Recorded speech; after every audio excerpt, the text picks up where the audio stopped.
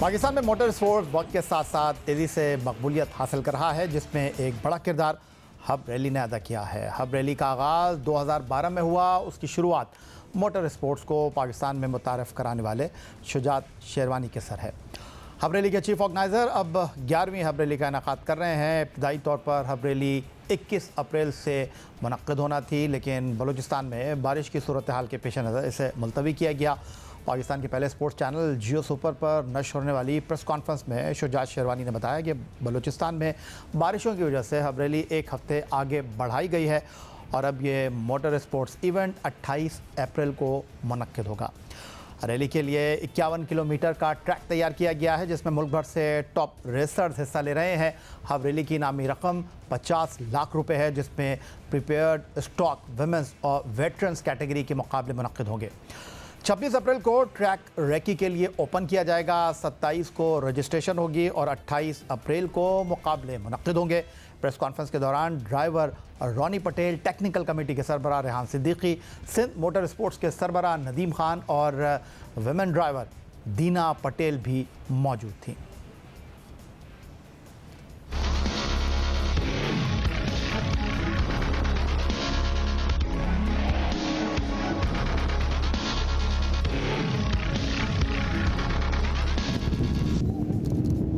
करने के लिए हमारे साथ आज प्रोग्राम में मौजूद हैं chief organiser hub rally Shujaat sherwani. बहुत बहुत शुक्रिया आपका शुजात शेरवानी साहब। एक और हब रैली का एडिशन मुनक्किद होने जा रहा है। मैं पहले तो आपको मुबारकबाद पेश करना चाहूँगा और ये जानने की कोशिश करूँगा कि किस हद तक आप मुतमईन हैं कि पाकिस्तान में मोटर स्पोर्ट्स के फ़रोग़ से अब मोटर स्पोर्ट्स पाकिस्तान में एक ऐसा खेल बनता जा रहा है जिसमें लोगों की दिलचस्पी बढ़ रही है, और आप अब अपना मोटर स्पोर्ट्स में किरदार किस तरह देख रहे हैं? अस्सलाम वालेकुम याया भाई, बहुत शुक्रिया आपने मौका दिया हमें। और मोटर स्पोर्ट्स के हवाले से मैं एक बात ये कहूँगा कि पाकिस्तान का मुस्तकबिल रोशन है। जिस तरह पाकिस्तान में गाड़ियों की तादाद बढ़ती जा रही है, रेसर्स की तादाद बढ़ती जा रही है, इसी तरह देखने वालों की तादाद भी बढ़ती जा रही है। और इसमें सिर्फ ये कि इनिशिएटिव लेने वाला काम है।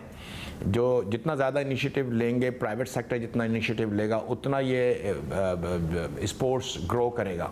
तो शुजात शेरवानी साहब, मैं आपसे ये जानना चाहता हूँ कि जो लोग आपको इस वक्त टेलीविज़न स्क्रीन पर देख रहे हैं, हब रैली के हवाले से थोड़ा सा बताइए कि पहली बार आपने कब इसका बाकायदा आगाज़ किया, और ये भी जानना चाहूँगा कि पाकिस्तान में चौलिस्तान रैली होती है, हब रैली होती है और दीगर रेसेस भी मुनक्किद होती हैं, तो क्या पाकिस्तान में आप मोटर स्पोर्ट्स और कार रैली के बानी कहे जा सकते हैं?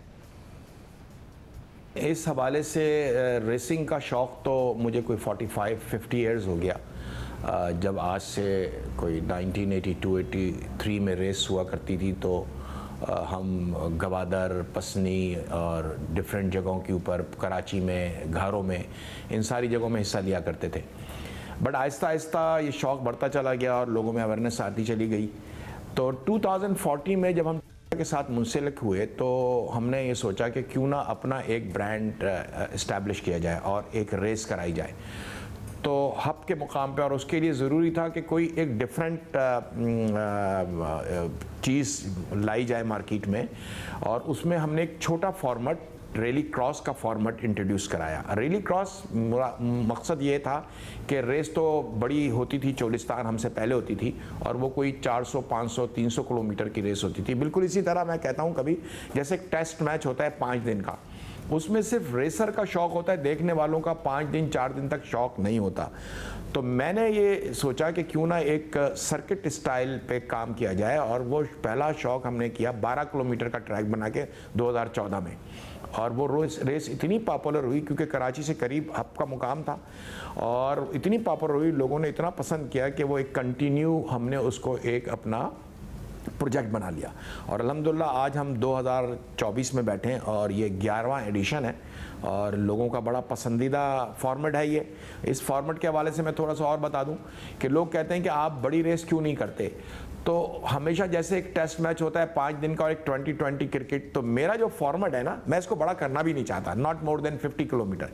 ये फॉर्मेट 20-20 क्रिकेट की तरह है कि फटाफट 5 घंटे में रिजल्ट आया, आपको नज़र आया, और रेसर्स को भी अपना पूरा स्किल दिखाने का तो शुजा शेरवानी साहब, इस बार आप जो हब रैली का इनेकाद कराने जा रहे हैं, इस रैली में कितनी कैटेगरीज होंगी ये जानने की कोशिश करूंगा कि कितने ड्राइवर्स इस वक्त हिस्सा ले रहे हैं इस रेस में, ये इवेंट कितने दिन पर मुहित होगा और इस रैली में दिफाई चैंपियन कौन है और कितने प्राइजेज आपने ड्राइवर्स के लिए इस बार रखे हैं? डिफेंडिंग चैंपियन एक नहीं होगा, ये हमारी कैटेगरीज हैं। इसमें कोई 12 कैटेगरीज बनती हैं इस पूरी रेस में।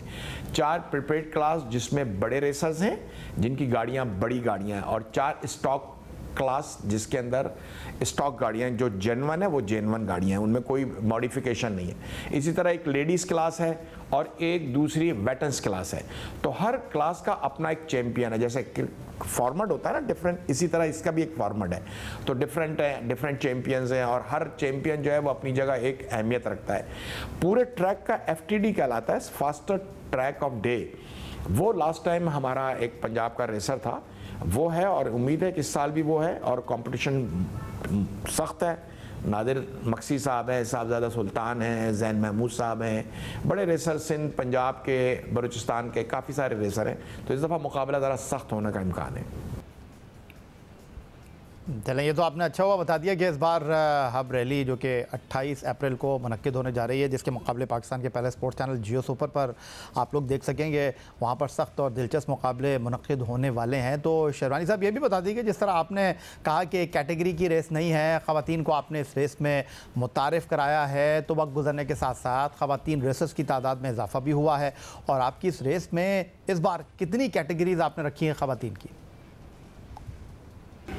ख़वातीन की एक ही कैटेगरी है और ख़वातीन की दिलचस्पी बढ़ रही है, तादाद भी आहिस्ता आहिस्ता बढ़ रही है। ख़वातीन के साथ थोड़ा प्रॉब्लम यह है कि वो बिल्कुल मर्दों के साथ उनका कनेक्शंस होता है, साथ आना जाना, और लोगों में एक थोड़ा सा डर खौफ भी है कि कहीं गाड़ी ख़राब ना हो जाए, गाड़ी उलट ना जाए, क्योंकि शहर की रेस तो नहीं है, ऑफ रोड रेस है। लेकिन उसके बावजूद ख़वातीन की तादाद बढ़ रही है। शेरवानी साहब, ये भी बता दीजिए, जिस तरह आपने कहा कि वेटरन्स कैटेगरी है और ख़वातीन भी इस रेस में शामिल होंगी, तो नौजवान इस खेल में किस हद तक शामिल हो रहे हैं, मैं ये जानना चाहूँगा, क्योंकि ये एक ऐसा खेल है जिसमें आप तेज़ गाड़ी दौड़ाते हैं और ख़ुद को बेहतर साबित करने की कोशिश करते हैं। तो इस तरफ नौजवानों का क्या रुझान है जो आप देख रहे हैं? बेसिकली देखिए, ये रेस का एक मकसद और भी है कि जो सड़कों पे, क्योंकि इसमें एक बाइक का भी एक कैटेगरी है, मोटर बाइक की, तो मेरा एक स्लोगन है कि अगर शौक़ है तो ट्रैक पे आओ। तो इसमें जो सड़कों पे लोगों को रेस करने का शौक़ है या दौड़ाने का शौक़ है या व्हीलिंग करने का शौक़ है, उन सबको एक ट्रैक पे लेके आना, और ख़ासकर नौजवानों को।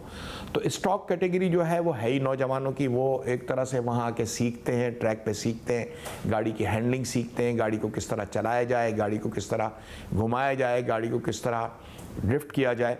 तो बेसिकली हमारी रेस भी एक इंस्टीट्यूट है, एक इंस्टीट्यूशन समझ लें कि एक नर्सरी है, वहाँ लोग आके सीखते भी हैं और नौजवानों की तादाद काफ़ी बढ़ रही है। और इस साल मैं उम्मीद करता हूँ कि मैक्सिमम तादाद नौजवानों ही की होगी इंशाअल्लाह ताला। शुजा शेरवानी साहब हमारे साथ मौजूद हैं, हब रैली के रूह रवा। शुजा शेरवानी साहब, ये पहला मौका है जब आपकी इस रैली की प्रेस कॉन्फ्रेंस को पाकिस्तान के पहले स्पोर्ट्स चैनल जियो सुपर ने बराह रास्त नशर किया। वो मुहावरा तो आपने सुना ही होगा कि जंगल में मोर नाचा किसने देखा। तो पाकिस्तान के पहले स्पोर्ट्स चैनल का और इसके बाद मीडिया का आपकी इस हब रैली की तरफ मुतवज्जे होना, इस खेल की आप इसे कामयाबी करार दे देंगे या वक्त की ज़रूरत है, आपको लगता है ये?